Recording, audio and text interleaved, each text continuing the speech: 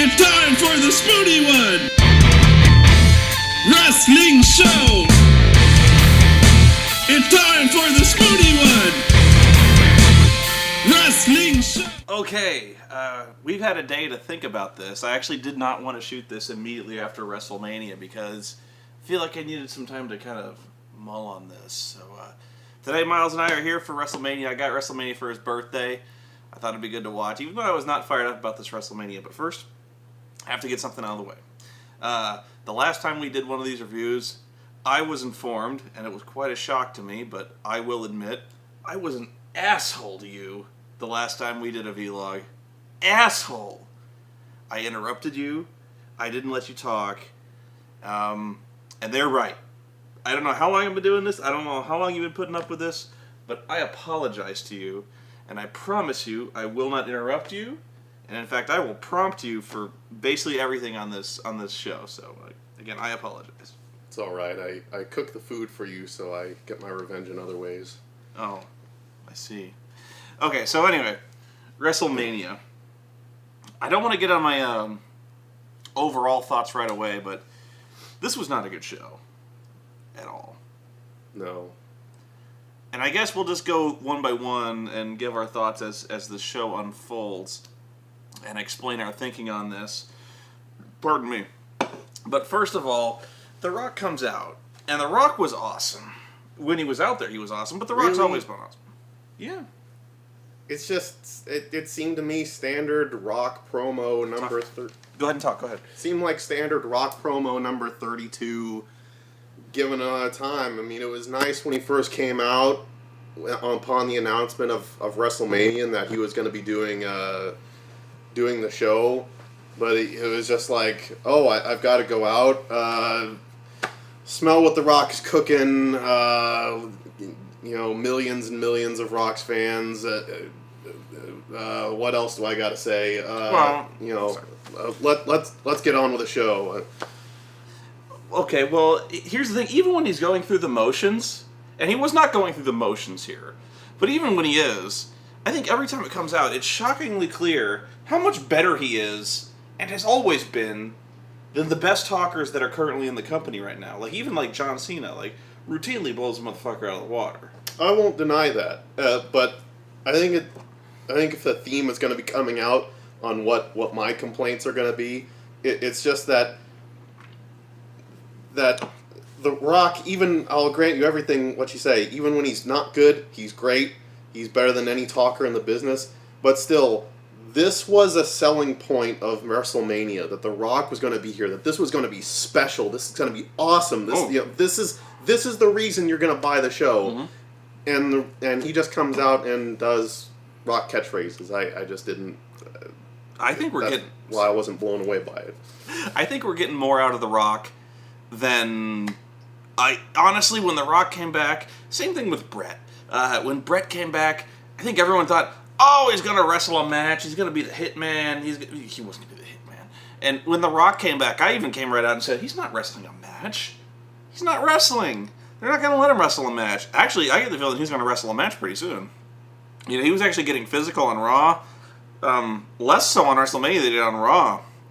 But anyway, I don't want to belabor the point too much, but basically The Rock came out and said, this is going to be the most memorable WrestleMania of all time. And we sat there and were like, oh. No. You know what? It might... He was right. No, well, it's going to be memorable for being one of the most underwhelming and disappointing WrestleManias of all time. It's probably not what he meant. But the first match to come out I was stunned by this. Edge versus Alberto Del Rio for the World Heavyweight Championship. Jerks the curtain. I was probably more so. The World Heavyweight Championship. Oh, how the mighty have fallen have jerked the curtain at WrestleMania. To anyone that says there's any kind of conflict in between the brands, no. It's the AA league when you're down that low. It's going on first, and that stuns me. In hindsight, it probably... If it was just any other match, it was a good match to start with. It was a good match. But it's the fact that the World Heavyweight Championship goes on first. I could have sworn either the 8-man tag or Cody versus Ray would start this off, just because those guys are. You would think those guys would be more of like a high voltage offense, something fast, something fast paced to get this thing going with. I thought this was a good match, and that's all. I mean, considering the people that's involved, Edge, Alberto Del Rio, I expected this to be a great match, and I was disappointed that it was merely good. This will be a recurring theme in many of our match critiques, by the way. The fact that we say, this was a good match, but it wasn't a great match. And, okay, I'll just get this out of the way. This was a good match, but 2.5 stars? It seems like, on the theme of recurring themes, this would have been a great match if they gave like 20 minutes on SmackDown. If they let them blow it all off and have the end of the feud match on a TV match. It hit all the right points. They did standard stuff. Nothing memorable. It just was there. It was good. I think I'll actually finish what I'm saying when it comes to CM Punk and Orton, but with this one, it was good. But is it going to stick with me? And you know what's really stunning is this was probably one of the better matches on the card. Really. It was one of the better ones. Where I think they really missed out was the fact that Del Rio lost. That surprised me, because honestly, Edge, I like Edge. And Edge has been one of the less memorable champions I can think of in recent. It always seems like he's just been keeping the belt warm. And you really thought with Del Rio, he was kind of one of those guys with, for the first time in a long time on SmackDown, you kind of got the impression this guy was young and fresh and someone he hadn't seen before. A guy with a lot of momentum behind him. Something like that. You really felt like something new and fresh was coming in, and I was really looking forward to seeing Del Rio, what Del Rio could do with the title. This was the chance on WrestleMania where you got the feeling like something was going to happen with this guy, and this was the time to do it. You know, this was the time to make Del Rio a star. This was the time to really wow people and show him what he could do. You know, this guy really coming as a conquering hero. You know, you're right about it. Seeing Edge is keeping the belt warm, just because even on the build up to WrestleMania, it seemed like the writers were unimpressed with what they had and that it wasn't selling, so they had to introduce other elements, like whether Christian was going to screw Edge or not, and introducing him. And when you're not confident in your champion, not keeping interest or selling matches on WrestleMania, seems strange that they would keep him going as the champion for this feud. Maybe they're going to keep it going with Extreme Rules with Alberto Del Rio and have him win there, but it just seemed it was a surprise. But that was actually, I was impressed. I was for certain Christian was going to screw Edge out of the title. So certain, and they didn't do that. And sometimes the best swerve is no swerve at all. TNA, take notes. I didn't like the booking, and at the same time I was a little impressed with the booking, where Edge won, and he won. I completely agree with that. I like the fact that they didn't go overboard. The swerve wasn't no swerve. Yeah, and actually when Edge won, I was like, that's not the way I would have gone. But I didn't see it coming, and it was fine. You know, so if it seems like I'm complaining about this, I'm not really. I just wish this is going to go down in Extreme Rules, and I wish it went down here. You know what I mean? Or just not the way it would have gone. I can't remember what was next. If it was the Orton match or the core match. No, I think it was. I actually think it was Cody Rhodes and Rey Mysterio. This was the match I thought was second best on the card. This was a really good match, and I don't like Rey Mysterio. I haven't been watching SmackDown for a while, so I wasn't sure about the build up to this. When they came out, I was like, wow, huh, Cody versus Ray? Yeah. Really? Yeah. I didn't hear of this at all. You haven't been watching this. And I haven't, and I'll freely admit that. No. But for the longest time, this was my favorite match of the show. Yeah. Yeah. Honestly, I was won over. I love this match. This was good.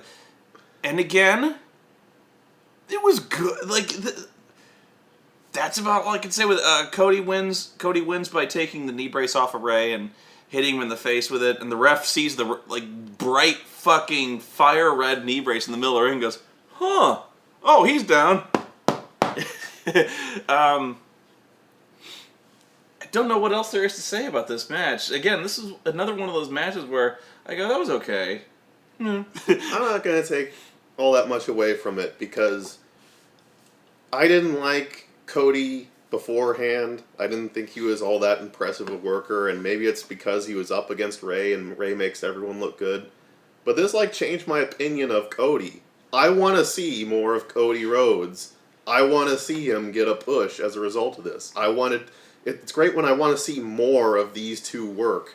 If they continue this feud to Extreme Rules, I'll like it a lot. I think it's sorry, go ahead. No, I was done. I think it was for the first time. What impresses you is for the first time Cody Rhodes has a personality. He has... Exactly.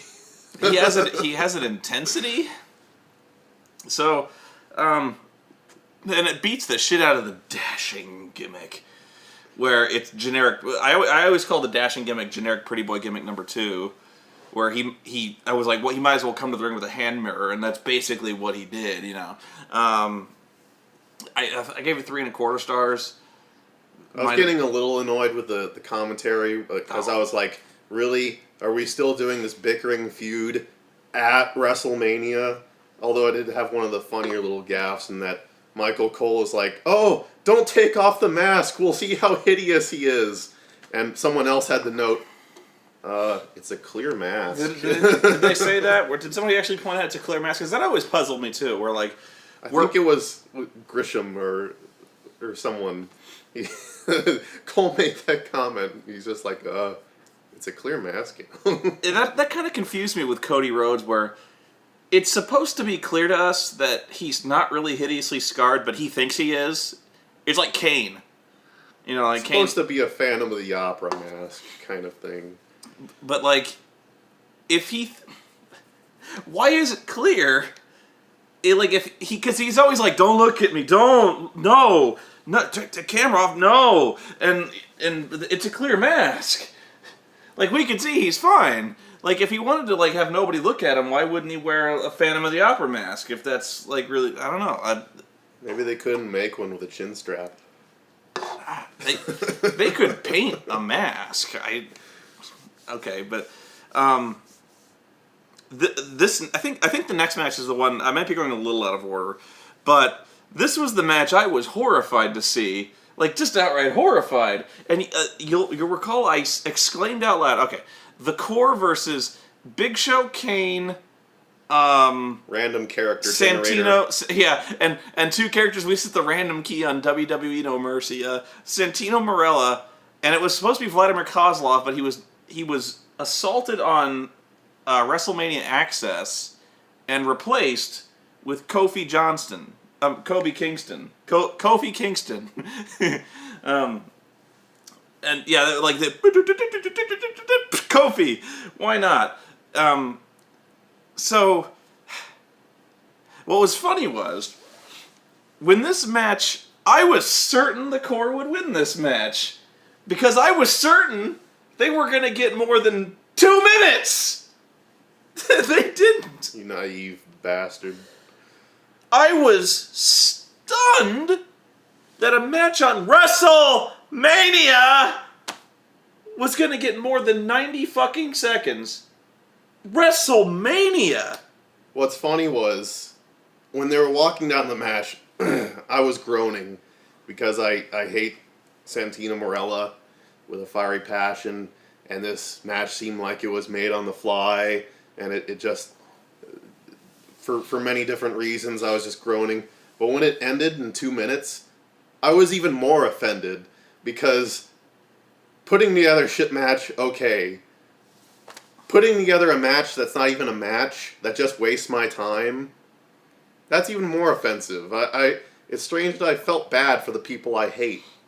But I felt bad for these guys. It took their asses longer to walk to the ring than it did to have the match. And when you consider that there were things taken out of the match, or things taken out of WrestleMania, it makes it even worse. We're gonna go here. Offensive. Yeah, we'll go here. This was you didn't realize this till it was over, and I realized pretty quick.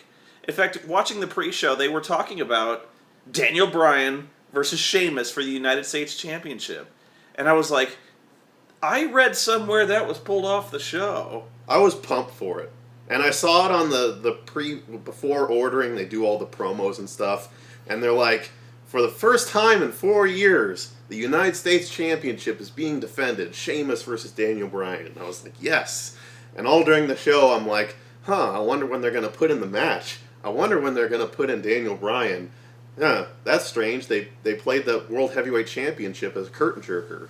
Oh well, it'll be on later. And then the core versus the 4 random people. Okay, it must come later. Taker versus Triple H. Well, that's odd that it would be after Undertaker Triple H. I'm just like, when are they going to do Daniel Bryan versus Sheamus, Noah? I'm like, they're not going to. I was like, oh. What? And so, yeah, watching this match, it's horrifying to think that there were a lot of things that were on this show that did not have to be on this show that we could have seen. We could have seen Bryan Danielson in a wrestling match against Sheamus, which would have been awesome if they'd have given them time. If they'd have given Bryan Danielson,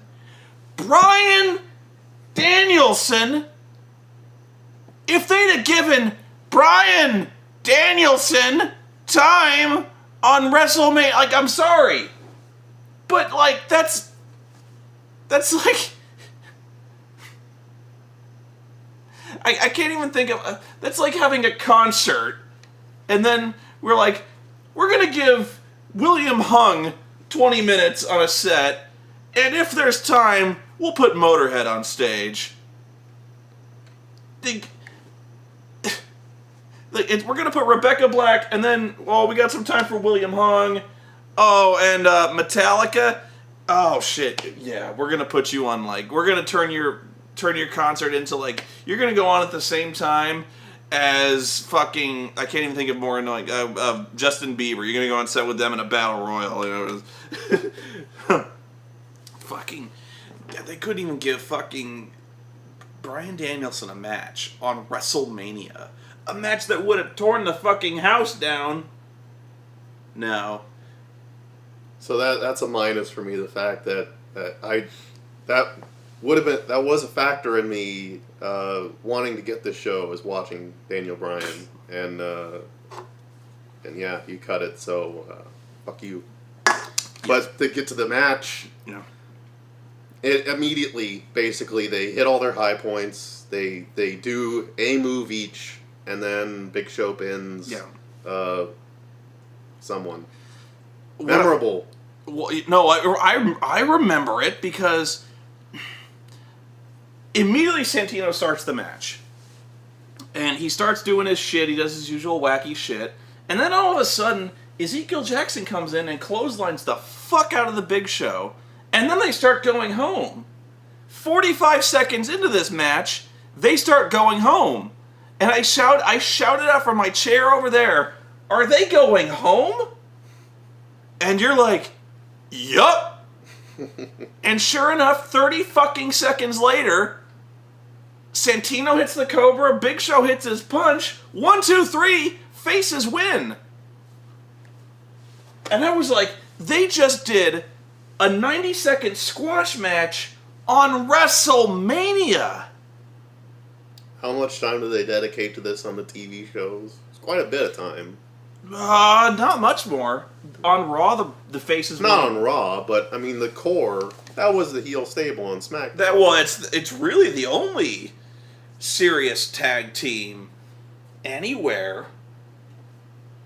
It really you saw and a match. This has the tag team champions, and it's got the Intercontinental champion in it. And yeah, when you stop to think about this, when you stop to even realize the fact, Core had 2 championships in this match. They are the tag team champions, and Wade Barrett is the Intercontinental champion. And they got crushed by the Cobra. Really, like, I've said this many times before when it comes to the tag team championships. When Miz beat the Core single-handedly, you might as well kick the belts in the fucking sewer. Like, just find a storm drain and kick the fucking things in the sewer. You remember when they thought Wade Barrett was World Heavyweight Championship material? Yeah.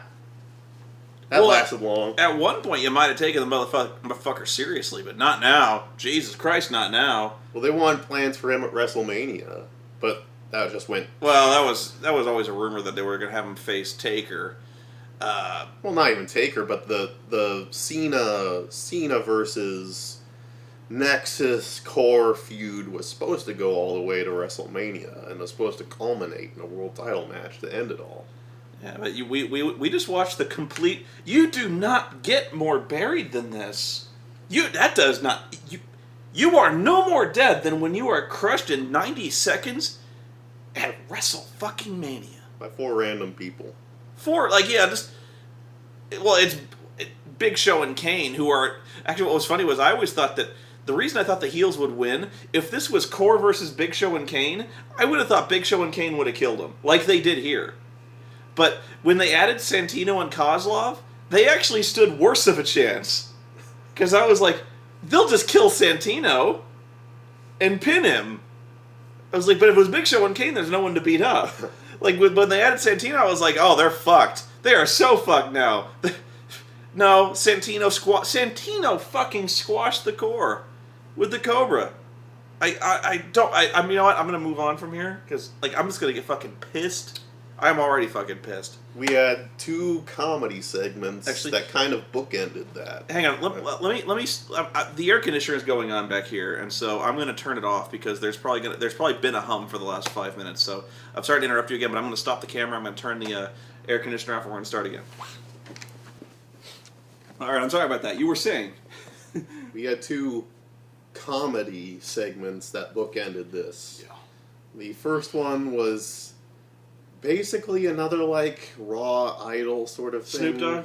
Where Snoop Dogg and Teddy Long... Snoop is apparently looking for someone to go on tour with him, so they had a bunch of comedy segments where people tried out. You know, of any of the segments that were on here, this was actually kind of funny to me. Kinda. And I don't know if it was funny in that it was actually funny, or if I was just laughing as I was watching wrestling die slowly before me. Okay, so they had some bits come up, and it was highlighted by William Regal saying he was rapping and saying he was straight out of Blackpool. Kali saying Grease with Kali. What else? You had steroid guy singing Chris Masters. Doing his peck dance for the 50 billionth time. My favorite one was Zack Ryder singing Friday. That was actually the funniest part. That was the part I laughed at. That was the part where I was like, okay, this is pretty funny. Where because it just worked for Zack Ryder singing Friday. You know what? Zack Ryder is such like an over the top tool. I find him funny whenever I see him. Know it. That's probably an unpopular opinion. I don't know, but of like all the attempts at comedy WWE tries to do, the one person that doesn't get any screen time, not really, is the one person I laugh at. Like, what was it? Like, there was a time when he was like #1 contender, and he was always like trucking around with Edge or whatnot, yeah. and that was the for comic relief, that wasn't bad. Why is the air conditioner still on? I turned it off. What was the second one? The Rock was backstage and he met Mae Young. Yes. Was it the one you're talking about? Rock was with Eve Torres, and yeah, the women's champion didn't have a match. But we won't go into that because no Divas match, huh? If that sucks, the people feel for you. I guess Michael Cole was right in burying him, but Rock was backstage kind of flirting with her, and he said that he could make a WrestleMania moment with anyone. Just anyone that went around that corner. You fucking knew Mae Young. As soon as he said that, it was like, whoever's behind me, whoever's behind The Rock, I'm going to make a moment. And you knew it was going to be fucking Mae Young. It was. Again, The Rock was actually pretty funny here, but every second as I was watching Mae Young just suck up all life on the screen, I was like, we could be watching Daniel Bryan. Yeah. They had to make time for this. They even, honestly, they even cut the core match short for this. And I would have rather watched a competitive match with the core. I know, sick. I'm fucking sick. That I would have rather seen a match. I would have rather seen wrestling on WrestleMania. The fuck do I know? Next match. Randy Orton. Randy Orton versus CM Punk. It was okay. Here's what I was talking about, where, again, this was a good match. And my own personal bias against Randy Orton aside, I hate the motherfucker. I hate that he's a babyface. I hate his promos. I hate the fact that his heel persona is exactly the same as his babyface persona.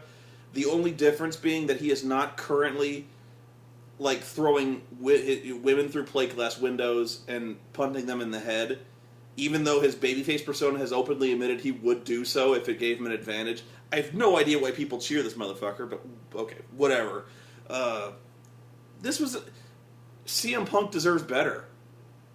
He does, and I find that the match was mainly enjoyable because of him. As much as I find it funny, Randy Orton's little heel character, his psycho character, that sort of thing, I've never seen a great match with him. I was never really impressed with this. He does basic heel stuff, which worked when he was a heel champion, but for the most part, it's just rather boring filler stuff. CM Punk is the person who carried this match. CM Punk is the most entertaining person here. And he's the only one that elevated to anything slightly above average for me. Okay, and here's where I'm going to finish what I was talking about, where I finally kind of formulated in my head where I was like, these are okay matches, there's nothing offensive, but I'm never going to remember these matches.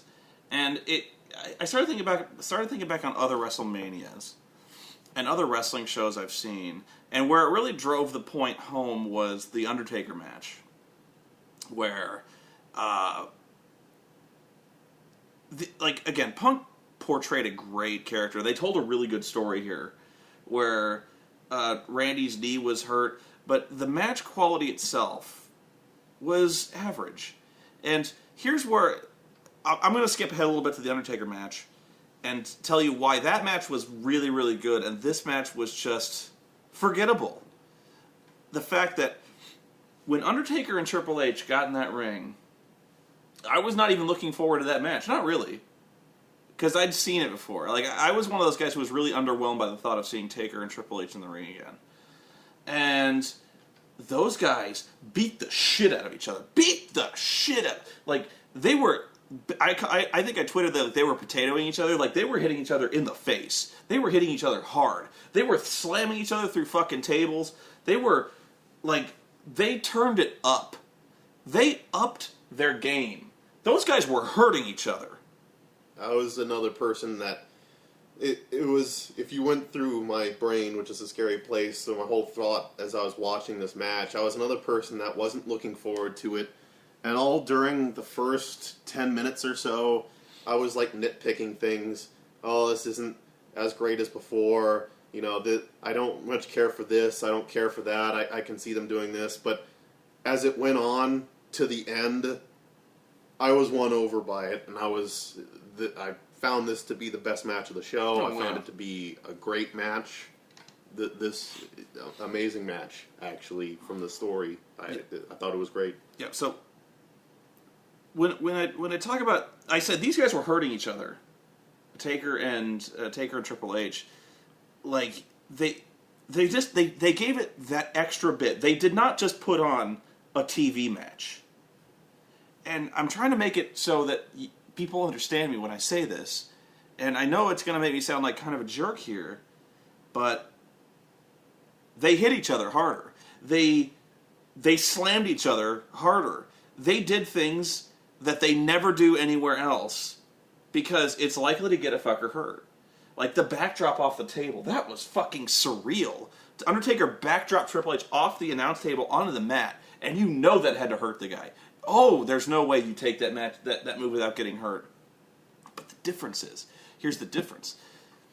They put on a special match. They left it all on the line. Like everything they did. Even Taker did his yearly plancha over the top rope that almost fucking killed him. It always almost fucking kills him. Every time he does it. You know, but Taker believes in putting on that WrestleMania match. Every time.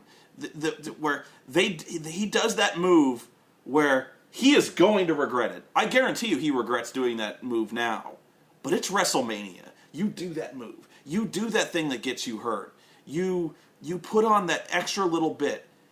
And that was the only match on WrestleMania where they did that.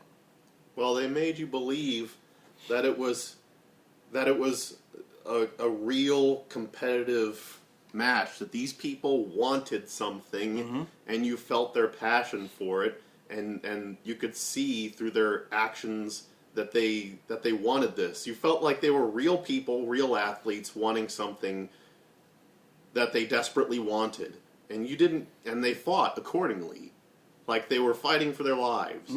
And it didn't feel that way with other matches. And when you have something like CM Punk and Randy Orton, these people had a few months in which people were supposedly crippled, people were terrorized in front of their wives. These should be people that plain don't like each other and want to murder each other, and WrestleMania is the only outlet for their emotions. And when they get in there, it's more generic, bland. This could be any week on Raw that these two people are fighting. It doesn't have that WrestleMania vibe to it at all.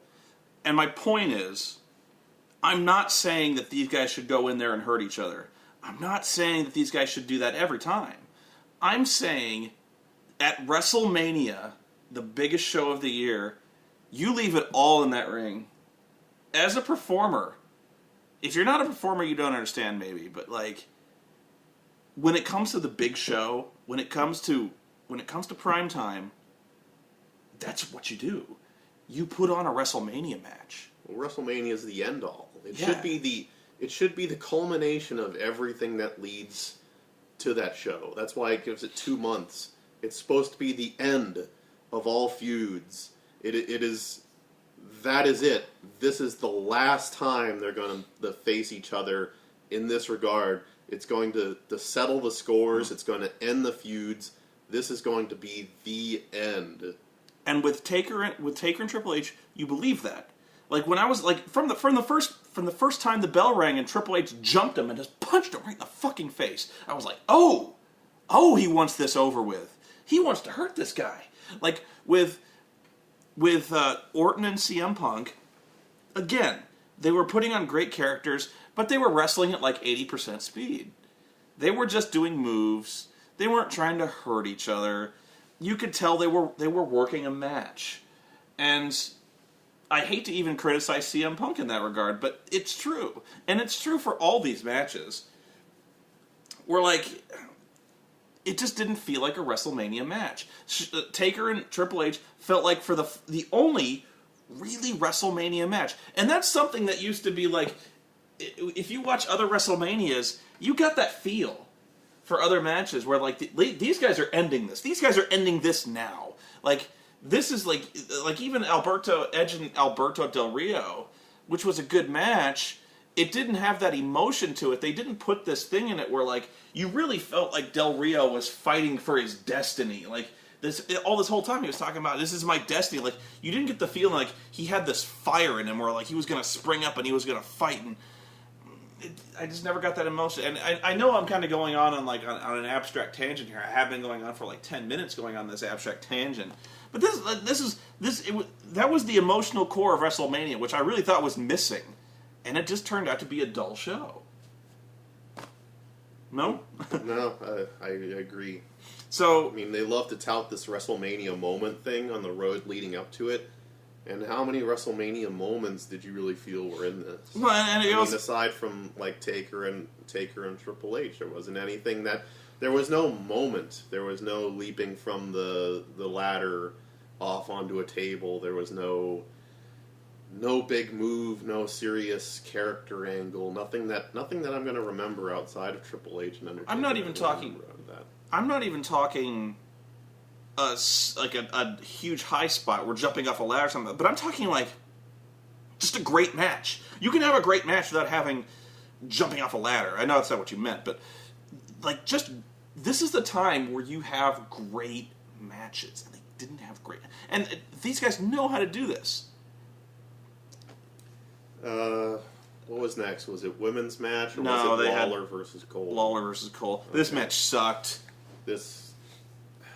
And you knew. See, the thing this is going to be probably where I start ranting about certain things. But the one plus is Cole and Grisham were not commentating anymore. It was JR, and later on it was JR and King, which was probably a better selling point for me than Lawler versus Cole. Was if you promised that JR and King would have been commentating, that would have been a better selling point for me than this match. This match was ass. Yeah. Guess I'll go through the description. Well, let me. Before you rant, let me give my thoughts on this one. You always thought this match was going to suck. You were not very positive on this one, and I stuck up for it. And I said, look, this is about watching Michael Cole get his skinny ass kicked. And we're going to get that at WrestleMania. It's going to be bowling shoe ugly, but that's the way it's going to be. And you're like, it's going to suck. It did suck. Michael Cole is not a wrestler, and he was actually not even capable of... I thought he was going to do some stuff, like a very limited amount of stuff, but stuff, and he was not any good. It went on... Okay, here's the end of my rant. It was too long. Yes. The crowd was chanting boring. This did not have to be as long as it was. In fact, it didn't have to be this long by half. All they really had to do was get Cole out there and kick his ass. And they dragged it out. They had Cole get an extended amount of offense on him. And they were really starting to tease, like, Cole might win this. Cole might win this. And you want to have a moment where it looks like Cole might beat him, but it went on too long. They tried making this a match, which is the worst problem. Because it would be one thing if they worked with Cole these past 3 months to try to work on some kind of offense, get him in some kind of shape. I'm not expecting Shane McMahon, but at least know how to get around a ring. But he doesn't. He's still fat. He's still unathletic. He was gassed after 3 minutes, and he's trying to work this odd standard WWE match. And he got in like 5 minutes of good offense where he's working on King. And this was ugly because he didn't know wrestling moves. He didn't know anything. And was just kind of wandering around the ring, kind of aimlessly, planting, little kicks, trying to work on the ankle. And it was just boring. And the crowd knew it. Yeah, the crowd was, I think, fired up for this at first. But there was a point where they started chanting boring, where I was like, okay, they've officially lost patience with this one. And they should have known it. And it should have been like you said, where it was just King kicking Cole's ass and getting over with it. This needed to start off with King kicking his ass, getting cocky, and then Jack Swagger picks his ankle when he's coming off the ropes, and then all of a sudden Cole's like, I got this guy, and he starts working for the ankle. Then Jack Swagger gets more and more interference. This is going on no more than like 3 or 4 minutes. Austin finally gets a hold of him, stunners him. Jerry hits the pile driver, 1, 2, 3, over. Over. And they didn't hit the pile driver, which I was kind of surprised by. Whatever. Leading up to this, I thought it was going to suck, but I hated it for other reasons too. Leading up to it, for one, you dedicated an absurd amount of time to this feud. This was taking up 20 minutes an episode. Not to mention the fact that they're commentators and they're basically doing interviews off of each other during the entire 2 hours of Raw and SmackDown. It felt like you were just getting hammered with this all the time. And it's for a feud with a non-wrestler and a washed-up wrestler. Well, yeah, I was really fired up to see this match, believe it or not. And besides, the main reason being that this was the best-built match on WrestleMania. It really was. Like, I really wanted to see Jerry Lawler kick his ass. I don't want to see it anymore. But I guess the main part of my rant and what I hate about this is, what really would have sold me on WrestleMania, would have bought my ticket, I would have bought 5 tickets, was if you promised me matches with any of the following people. Daniel Bryan, John Morrison. They did promise that. Evan Bourne.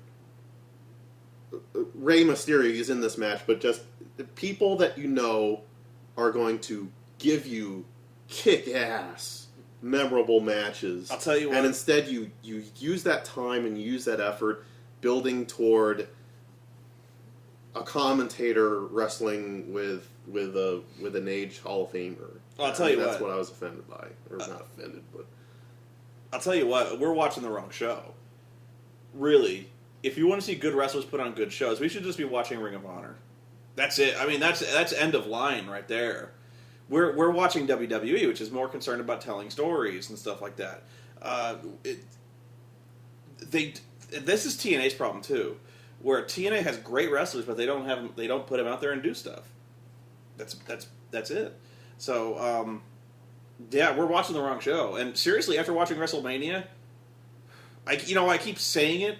Like, I'm gonna watch Dragon Gate. I'm gonna watch Ring of Honor, and I never do it because I never take the effort. But honestly, if this is the best the WWE can do, if this is it, this is it.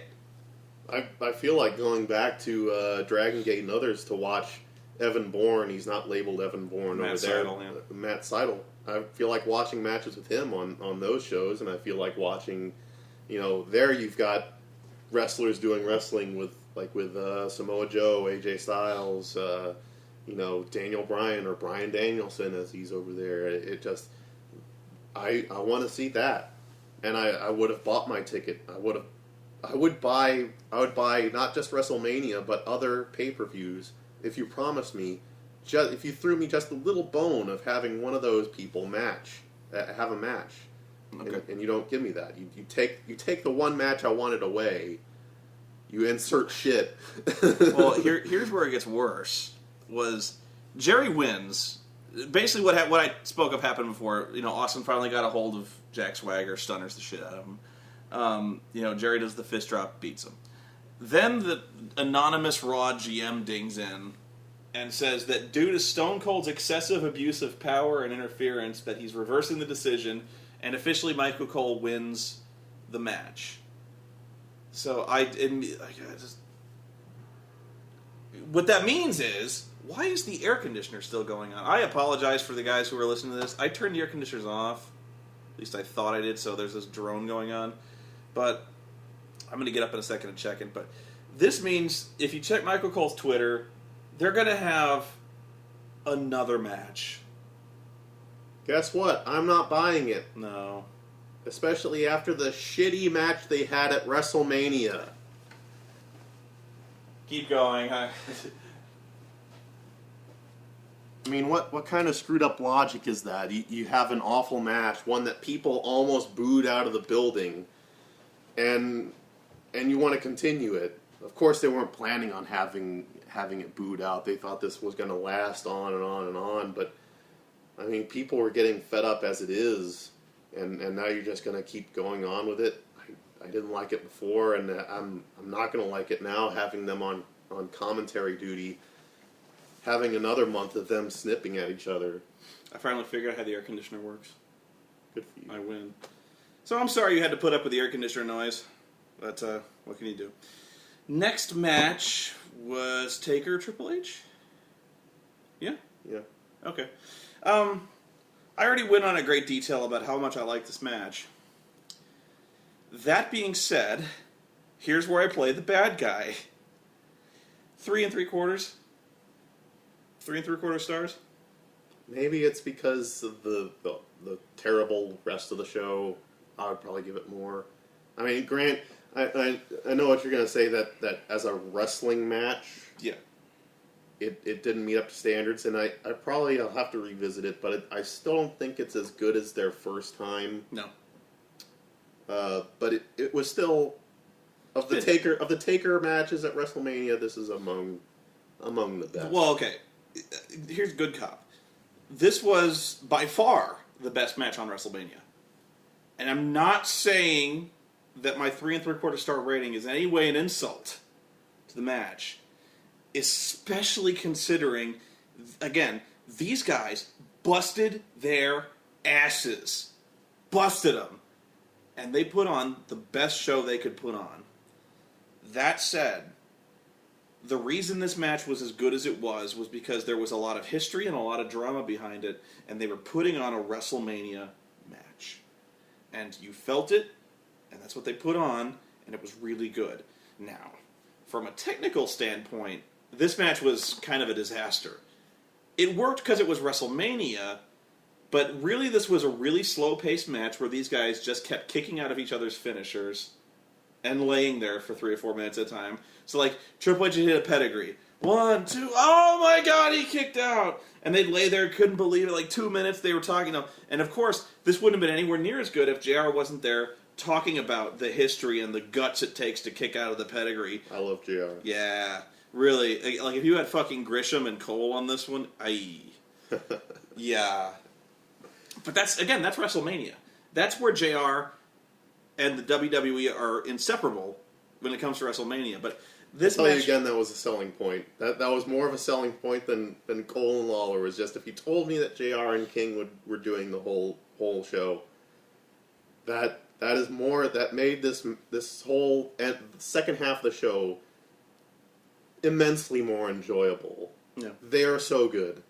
I like them a lot.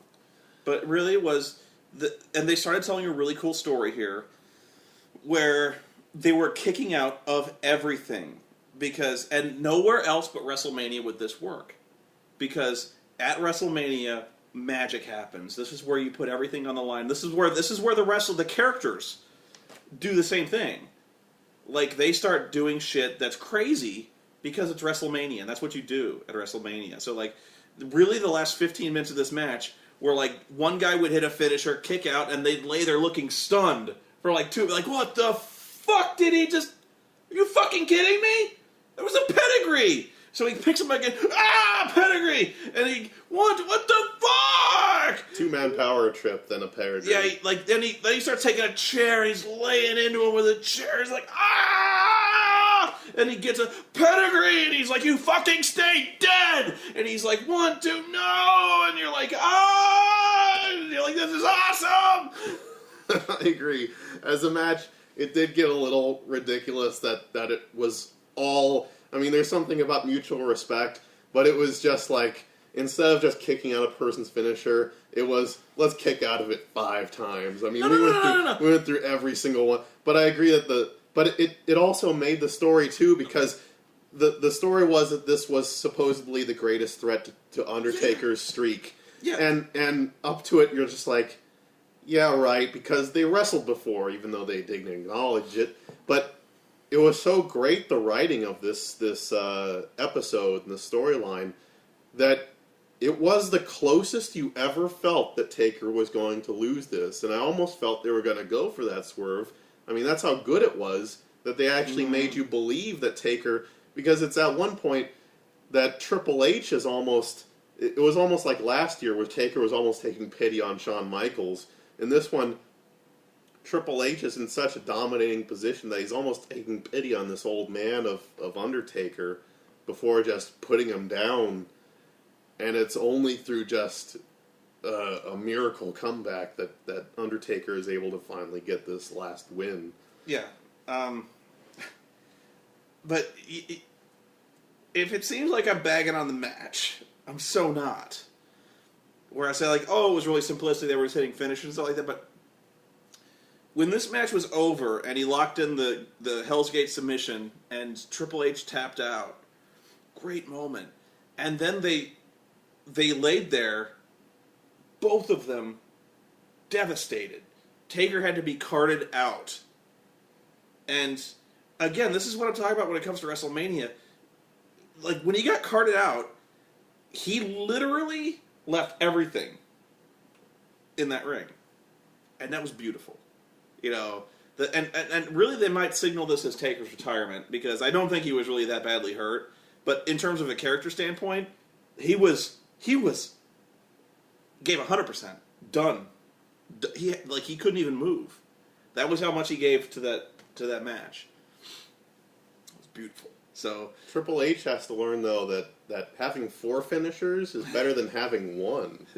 Well, he used the tombstone, and that was really the greatest moment of that match, where Taker he's like, stay down, I fucking beat you with this chair, I pedigreed you 3 times, I'm gonna hit you with this fucking thing again, and you're not gonna get up. And Taker was like, you fucking do it. So he like hits the tombstone, and you're like, oh, that's it. That's like, seriously, that was like when you thought that was like that he was never in greater jeopardy than that moment. That was it. You know, that was the moment where you're like, oh shit, it's over. Now, I never thought it was gonna be over.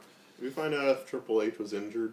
I don't know. Yeah, that was the big thing for me was I never found out, but when he took that backdrop off the table, he was grabbing I think it was his left arm, and he was like, I was kind of questioning, because he was selling that arm throughout the whole thing, and I thought he just landed on his funny bone and was like hurting the whole match. I don't know, but we were kind of speculating whether or not he got a fracture or like some kind of muscle tear or something like that. But he was able to do all the moves during the match. I mean, he was able to hoist up Taker and do all different kinds of slams and stuff. So it couldn't have been. Maybe it'll keep him sidelined for a few weeks, but I don't think it'll be anything that's debilitating. Now, don't ask me where they're going from here. If they're going to a 20th match, or who's going to wrestle who at WrestleMania. I don't know. I don't think they know. I really don't think they know yet. But honestly, the way they carted Taker out, they pretty much. If he was going to retire after this, you'd be like, that makes sense. You know, like the way he departed WrestleMania, like if he said we're done, we're not doing any more WrestleManias, you'd be like, okay. Because if you don't know, Taker is banged up, like irreparably banged up. So he put on a great show, and if this was his last show, it was a good show to go out on. And if you want to know who won the feud between Taker and Kane was in the undercard and had a 90-second match. Who's the real winner here? Who's the devil's favorite son? Yeah. Do you even want to talk about the Lay Cool versus Trish Snooki bathroom break match? You know what? I will talk about this one very briefly, because they didn't give him much time. They gave him maybe 3 minutes. 3 minutes they could have gone to Bryan Danielson. But Snooki ended up doing one of the more athletic moves of the show. She ended up doing like a handspring elbow or whatever you want to call it. She didn't. You know what? She didn't fuck it up. She fucked up the. But then it was immediately preceded by her fucking up the finish, which is basically she did this somersault and then Warrior splash. I think she was supposed to do like a backflip or maybe a shooting star or something, but she just jumped up in the air and was like, nah, fuck it, I'm not doing it, and just kind of flopped down. It was like a cartwheel until like just flop forward. I didn't quite get that move, but I swear it was like mid jump. She's like, yeah, no. I was impressed with the. I've seen professional wrestlers fuck up the handspring elbow though, who have used that as like their finisher. Fucking China could never land that shit. Again, my complaints is just probably of wasted potential. You had John Morrison. John Morrison did one move. John Morrison did one move, and really, I would much rather have seen John Morrison versus Dolph Ziggler in a good long match than anything involved with women. But yeah, I gave this a 1.5 stars, and that's being nice. I mean, technically speaking, there wasn't anything really wrong with it. I just didn't care. Trish Stratus looks so fucking hot, though. Oh, well. She got a bike rack going. Oh, man, she wears these pants that, man, she can't even walk in those things without showing ass crack. It's amazing. Oh, I love Trish Stratus. Anyway, I think then we get to the last match. Yeah. The end. First off, the video packages that introduced The Miz, especially The Miz, were great.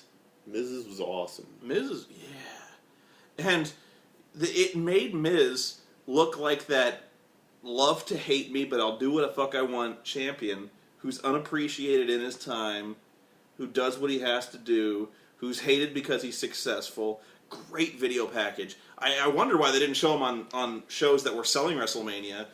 And, you know, really, this was like a 5-minute package for each Cena and Miz, which, had you cut them, and had you cut the fucking choir entrance for John Cena, would have freed up, am I exaggerating when I say 13 to 15 minutes that could have gone to a match? No. Going back, I love Miz's character. It's great motivation that he's a guy that worked his way up from being the little man. He was this joke on the real world. He went his way onto Tough Enough. Was some like announcer. You know, he used to do like host shows that weren't like, they were like Sunday Night Heat or all these little like run-in shows. He wasn't even a commentator on the big shows. And then he became, you know, tag team champion, this little middling, freaking niggling heel, and then worked his way up to Intercontinental Champion, U.S. Champion, then to World Champion. I see that as more an inspirational story and a story to cheer for. Yeah. I found myself rooting more for Miz as a person who really does get shat on by everyone, and I want to see him as successful. That package made me love Miz more than any other wrestler on that show. Yeah, that's what I thought was really interesting about that video package, where you like watching that video package, you wanted to see him fight, you wanted to see him overcome the odds, and like you're like, you know what, like he is shat upon. Like people don't appreciate him for as good as he is, and I always liked The Miz. I don't think he's great, but I like The Miz. I like his character. And then Cena had a really good video package as well. And I just kept thinking, like, you know, had you put this on, really on the SmackDown before WrestleMania, it would have been great. I didn't like the Cena one. You didn't like it? But then again, that probably tied in with the choir, and that it just didn't make sense. I mean, Cena has his choir out, and it's just random doodling. It's not even a song. It's just a woman going, hey, well, and then it leads into this video segment where Cena's praying that he can lead people to Jesus in his lifetime, and he can be a good soldier in this life. And it's a spiritual thing, and it's kind of put over the fact that he's spiritual. He's never been put over as spiritual. Okay. Ever. Well, I mean, it's just, he's always played the Marine. Okay, he's always played everyone else. It came out of nowhere. Okay. I liked the video package. I did not like the choir. Especially, I think I said, like, Cena's activated God mode. I thought for sure Cena was walking with the title here just because you never bet against Cena, especially not at Mania. But especially not with new merch. Yeah, he had new merch. I thought Miz was so fucked. Cena came out with the red, white, and blue merch. I was like, oh, snap! Miz is helpless before this power. It's like Superman when he flies up and takes power from the sun. Yeah, he flies up, he's just charged. He's like, ah! He goes. The power of the merch, man, that's so hard to overcome. You know, I like the red stuff. That purple shit. He took a lesson from Rock and that he looked Fruity Pebbles. No, I don't mean to go on about... I hated it before the Fruity Pebbles thing, but he just looked like such a dork wearing purple. Purple and yellow, man. Purple and orange yeah. And I'm amazed that people didn't turn on him. Like, seriously, the purple and yellow are Lakers colors. And it's not that I have a problem with the Lakers, but pretty much everyone in the world has a problem with the Lakers who's not in Los Angeles. So, like, I'm amazed that Cena could just bop into, like, Houston wearing Lakers colors, and people go, yay! I don't know, man. That always bothered me. But, anyway.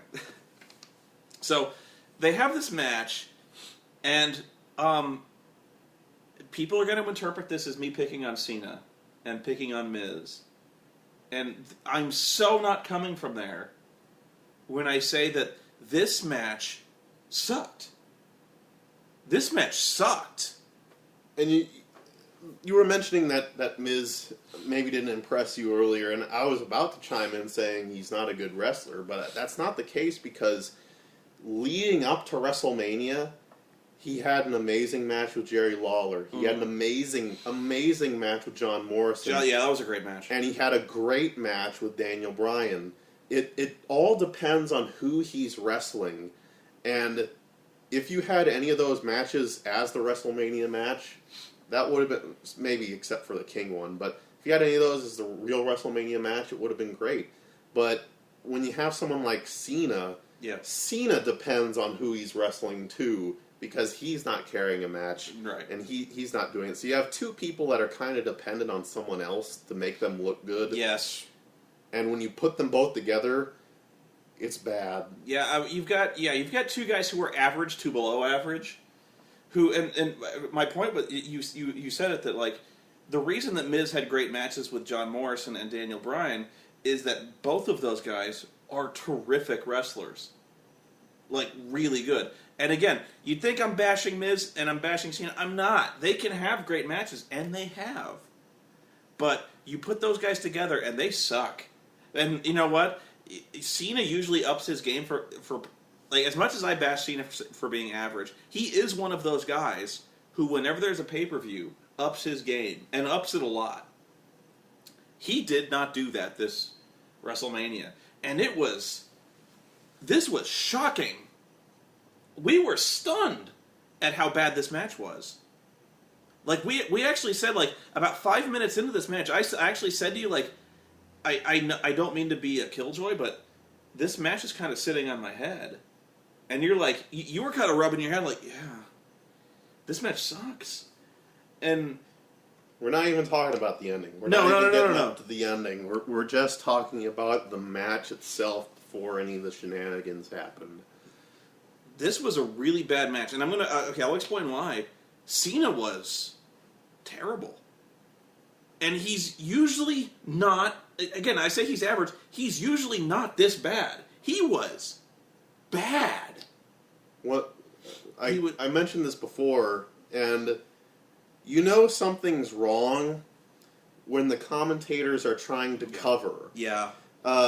Cena was so bad that the commentators were trying to sell the fact that this was some kind of game plan by Miz. And when they're trying to go off the cuff like that, it really shows that they're desperate and trying to cover up for a shitty match. Yeah. Cena was lethargic. He looked honestly lost. Like he didn't know what to do next. He was slow. He looked confused. I've heard some people speculate that he got a concussion in this match because he acted like it. You know, and the commentators throughout this entire match were desperately trying to cover for the fact this match was not any good. They're like, Miz got in his head. Yeah. Clearly, something happened because he's not like this. He must have been. They said his equilibrium had been thrown off from some move that was sustained earlier in the match. I think Miz hit a DDT early in the match, and they're like, his equilibrium must really be off. You know, like, and there was this really obviously blown spot where I think Miz was supposed to duck his flying shoulder tackle, but like Miz dropped too early or Cena like tripped over him and like overcommitted to the spot. But like Cena goes sailing out of the ring and the announcers go like, oh man, his equilibrium must be completely shot. I don't know what's come over John Cena. Like, he must be really off his game. And I'm like, you think? But yeah, this match really had to be seen to be believed. Even for John Cena, whether you like the guy or you hate the guy, he puts on better matches than this. And also, I mentioned before, leading up to it, you have like 2 months or something like that leading up to WrestleMania, where even like Taker and Triple H, they couldn't wrestle a straight match, so they had to work something out, basically a hardcore match, which is fine. You work around people's weaknesses, but it seemed like these people were just making up the matches they were going along. Like they had no game plan, and they were just working any regular TV match. That goes back to what I thought Cena might have got a concussion at some point. Somebody said, like, on the spot where Miz did his clothesline in the corner and kind of, like, lounges on the middle rope, they said that they thought he got a concussion there. And maybe the match went out the window at that point where, like, he hurt it. Either he got a concussion or he hurt his neck. And that might have thrown... I've actually heard a theory that I don't want to accuse John Cena of this. I hate to even repeat it, but I will. Some people said that Cena was in full-on pouting mode because he heard that he was not winning the title at WrestleMania, and so he intentionally turned in a shitty performance to bury The Miz. I don't want to go that far. I really don't, because I don't think John Cena's like that. Cena's a pretty hard-line company, man, and I haven't seen any history of that before where he's been like that. To accuse him of tanking WrestleMania, I hate to go there. Shawn Michaels has done this. Not at WrestleMania, but he has done this, by the way, for Hulk Hogan. That's a funny match. Shawn Michaels did torpedo Hulk Hogan by overselling the fuck out of that match. I just don't think John Cena did that. Maybe, I don't know. You could see it more from Shawn Michaels. Again, there's a history of that. I haven't seen a history of John Cena doing that. He doesn't seem like the super emotional type, so I'm willing to give him the benefit of the doubt and say he possibly was concussed or injured in some way. Okay. I'm willing to give him more of the benefit of the doubt on that. Okay, now here's where we get to what really left us, what is the most memorable part of this WrestleMania. The most memorable WrestleMania of all time. The fucking ending. Okay. So what happens is, John Cena is basically shambling his way through this match. And they're fighting outside, and I saw this coming from a fair amount of way. Because the referee starts counting them out, and then John Cena breaks up the count by rolling back in another ring, and then he clotheslines. He starts beating the shit out of the Miz outside the ring, and he clotheslines him over the barricade, and it looked like Miz kind of hit his head. I don't know, but the ref counts to 10, double count out, and you were pretty much horrified, and Twitter was pretty much horrified. I knew The Rock was coming out. No, I knew Rock was gonna... I mean, that was the whole point of the build-up to WrestleMania, was that Rock was gonna do something. Yeah. And it was just a matter of what. But if you really thought the match was gonna end on a double count-out, you're completely stupid. You've never watched wrestling in your life. But it was quick. I mean, it wasn't like they had a 20-minute match and then this happened and then Rock was gonna do something. This was 5 minutes or so. But the fact that a WrestleMania main event ended in a double countout, it didn't end there, but the fact that it did originally end in a double fucking countout is just about... It's one of the stupidest things I've ever seen in WrestleMania. It's really, really stupid. It pissed off the crowd. It pretty much turned them against the entire show. So Rock comes out and he says it's not going to end this way. It doesn't matter what the Raw GM dings in. He throws the laptop aside. It doesn't matter what you think. And so he says we're gonna start this match again. No count out, no DQ, no time limit. Street fight rules basically. So then I'm like, oh, okay, we're gonna kick this into phase 2. Like now we're gonna have the match. Now is the time where the Miz and Alex Riley start cheating like sons of bitches and start putting Cena on the defensive, and this is where Cena overcomes the odds. And just as soon as I'm formulating this thought in my head, Rock gets in the ring, rock bottom Cena, 1, 2, 3. Over. end. Like, not even 30 seconds passed between bell to bell. The whole match, if we're not counting the time in between Rock coming out and all that, it was like 6 minutes. I mean, it wasn't... I don't know how long it was, but you might be right. You're Just probably right. I'm not counting like him walking down and talking. I'm just talking about like the match beforehand and the 30 seconds of him getting rock bottom and pinned. Like all told, all wrestling that you're seeing from the WrestleMania main event, it's about 6 minutes or so. The fact that it ends in a double count out, and then the fact that basically just ends that way, this was fucking insulting. Really. Like, it was insulting to the people who paid money for this.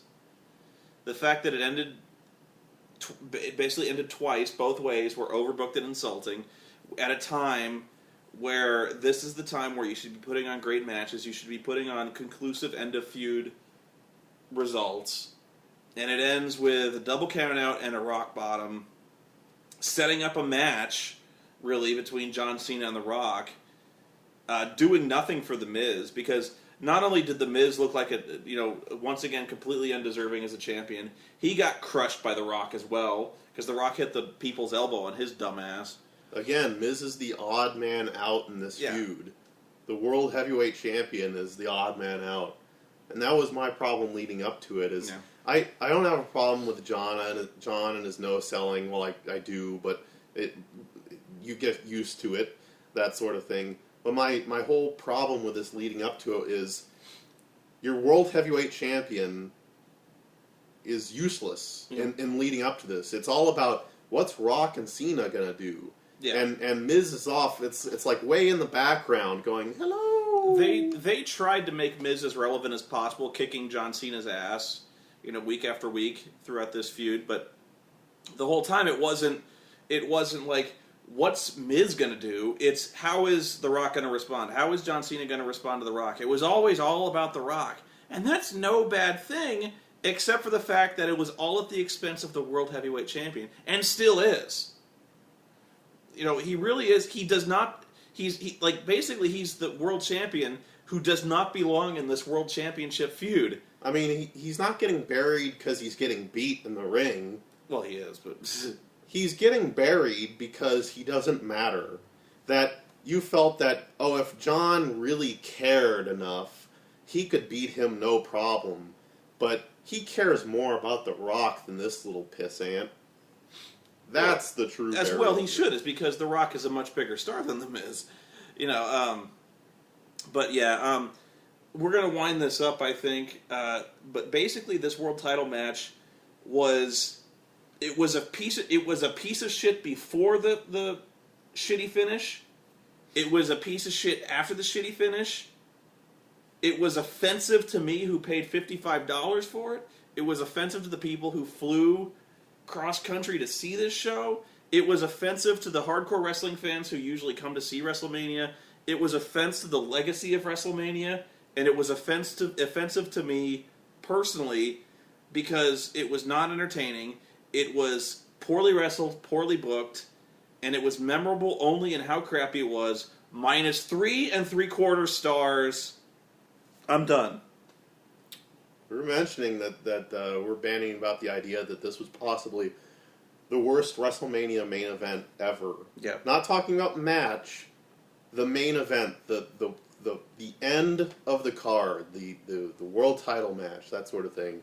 And I'm damned if I can't come up with something worse. Can you come up with anything close? Because the only main event that I can think of that pissed me off nearly as much was the Bret Yoko WrestleMania match, where Bret lost to Yokozuna, and Hulk Hogan challenges Yokozuna to a match, and beats Yoko in like 8 seconds. I still, even though the ending was like a strange TNA ending, which was odd for WrestleMania in the 90s, but overbooked. But even the match itself, while it wasn't, anything stupendous, it was still watchable. Any kind of Bret Hart match is somewhat watchable. And, even though the finish sucked, I was still able to watch the rest of it. It was fine. Somebody asked if I thought this was... When I posted on Twitter minus 3 3/4 stars for this match, they're like, is it minus 5 stars? No. What would it have taken for it to be minus 5 stars? I don't know. You know what it would have been for minus 5 stars? If they actually had ended on the double count out. And I'm not sure what elevates why the Rock's... At least there was a finish to the match when the Rock came out and restarted the match. Like, if they ended a WrestleMania main event with a double count out and they said, that's it, go home, I'd have been like, wow. That was brutal. That would have been a complete waste of time. Yes, but... I hate to bust out minus 5 stars unless the action was just unsalvageable. Like if it was just atrociously painful to watch, like Jenna Maraska was atrociously painful to watch. These guys executed moves successfully for the most part, although Cena was a fucking just terrible. It was still bad. It was still really bad. I can't go minus 5 stars. It's close, though. I mean, It just... Okay, from a wrestling standpoint, dud. Wrestling standpoint, just a dud match. It basically might as well not have even started because both the wrestlers were off. They did not wrestle a good match. It was not good. But the booking at the end was really what propelled it into negative star territory. Yeah. just the fact it's WrestleMania and, you know... I can't go minus 5 stars though. Yeah, it would have to be shitty. Like if Snooki, seriously, like if Snooki walked out with the title, you know, that would have been a minus 5 star match. You know, as bad as it could have been worse, but not much. And it is based on expectations, but yeah, you bill this as the big thing, the big culminating event, and the big culminating match. This is supposed to be so great that we're saving the best for last. Yeah. And then you drop a steaming turd on your face. You nailed it. You nailed it. Really it was, you know, I've seen worse matches, and there might have been worse. There were actually, you know what? I even turn around the core match as being a worse match, but at least that was over in 90 seconds. You know, this match was the WrestleMania main event. It was supposed to be the best match on the card. They saved it for last. And as a WrestleMania main event, this was a colossal disappointment. So yeah, disappointment, big time. Any last thoughts? It was a bad birthday present. It makes me feel bad about it now. I'm getting you Ring of Honor next time, you know that? That's better. I'll get you Ring of Honor next time. I got Dragon Gate DVDs, you want to watch those. Those are better. Oh, God. So, yeah. WrestleMania, man. That's about all I got. Do you have any... Okay, let me ask you closing thoughts on this one. Are there any, like, star ratings that you outright disagree with? Like, seriously, like, I don't mean to browbeat you with my main event rating, but what would you, like, star rating on the main event? The two main events, really, like Del Rio and Cena. Del Rio versus Edge, probably 2 3/4, and I find that generous. I mean, like I said, it was good, kind of. I mean, yeah, that's all I can kind of muster for it. There was no great spots. There was no great. There was one spot I remember, and I'll even probably forget this spot where Edge had Alberto had Edge in the armbar. And he was, like, it was looking really grim for him, and that was, like, the big moment where you thought Edge might tap. Yeah, that was about it. Yeah, okay, so Cena match? Don't let my star rating, I know it's easy to say, but I have no, like, if, go ahead. I almost feel like watching Sting versus Jeff Hardy. Sting versus Jeff Hardy was over quicker. That was it was over quicker. It was decisive. It was decisive. It was decisive too. You felt like there was a winner. I didn't feel like there was any winner in this. You know what? I would have respected them more if Rock just came out, beat the shit out of them. That's interesting. That's actually fucking interesting. Now, let me think about that, because that guy gave Sting versus Jeff Hardy -5 stars. And was this worse than Sting and Jeff Hardy?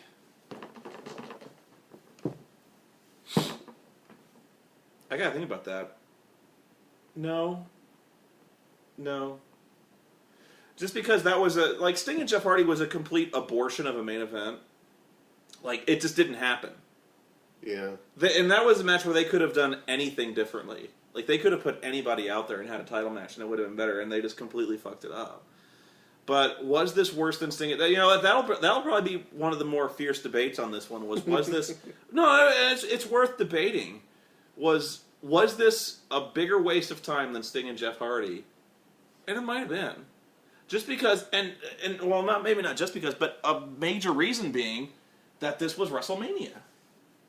That it's WrestleMania, and you know what? I just as soon get the pain over quick than have it drawn out. You know, the fact that they did a shitty non-match for 5 minutes. You had the count out.